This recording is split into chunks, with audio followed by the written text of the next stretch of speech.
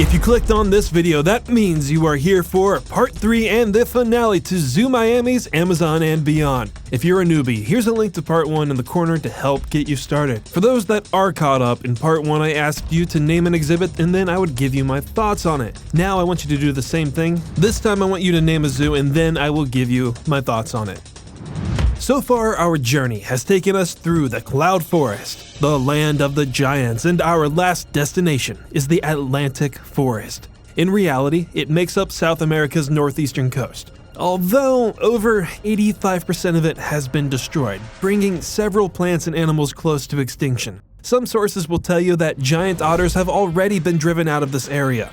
Some people feel grateful enough to see one kind of otter on their zoo trip. Not me.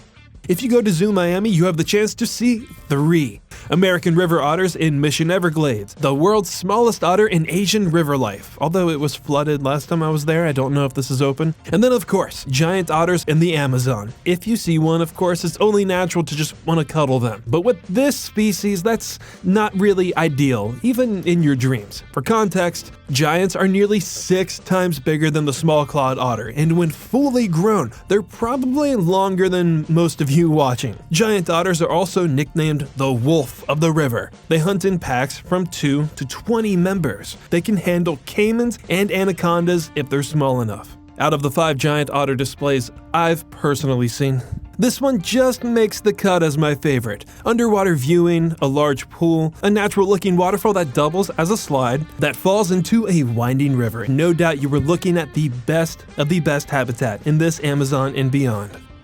Like the other 2 realms, there's larger animals, but even more smaller animals. But first, speaking of giants, Atlantic Forest has the very long giant anteater. Now hold on before you get excited. They had some ant matters to attend to, I guess, and we're off display. I don't like to make episodes if a major animal is missing. We'll see one again, and maybe, I don't know, next April. You know, the zoo did a great job with the design when you could still be occupied even if the animals are not around. At least their signage functions unlike this river display hands-on thing. As for the microfauna, the Atlantic Forest has 14 rainforest gems. I also didn't get a lot of cooperation, and that's another reason why this part of the tour is so short, but it was still really cool to see that Miami has a few species that I've never even heard of before. In between all that slime, scales, and wet scales, it had tamarins, marmosets, parrots, porcupines all at once. It still has agoutis and a Linnaeus two-toed sloth, but fortunately my friend Johnny dug into his archives and found footage of a southern tamandua,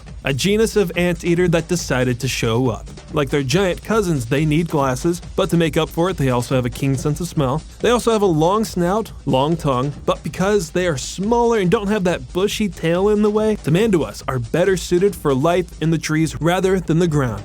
And to conclude our short-lived time in the Atlantic Forest section and the entire Amazon and beyond, beautiful bats. I was very close to saying big and beautiful, but I caught myself because these are not your average mega bat with a 6-foot wingspan. These are about the size of the ones that might find your way into your attic. According to the sign, this is a colony of 3 species: Jamaican fruit, pale spear nose, and the more common Seba's short tail. This exhibit isn't the biggest one out there, but at least the bats don't want to be close to certain bats. They can just refuge to their neighbor's house across the street. All 3 sections in this Amazon has an overhead feature: jaguars in the Cloud Forest, harpy eagles in the Land of the Giants, and bats in the Atlantic Forest. The other 2 features are really cool, but with this many bats, you are guaranteed to have at least one swoop right over the path. And as an added bonus, the viewing windows are meshed, so you can hear this.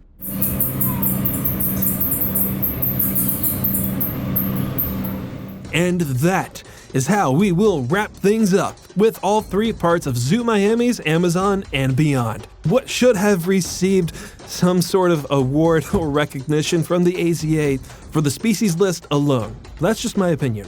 Let me know in the comments if you agree. The next time that we are back in, or well, actually near South Beach, we are going to go from one goated exhibit to another. I just need to go back and film it because it was closed, but it's worth it. So stay tuned for the next episode. Stay wild, and thank you all for watching Zoo Tours.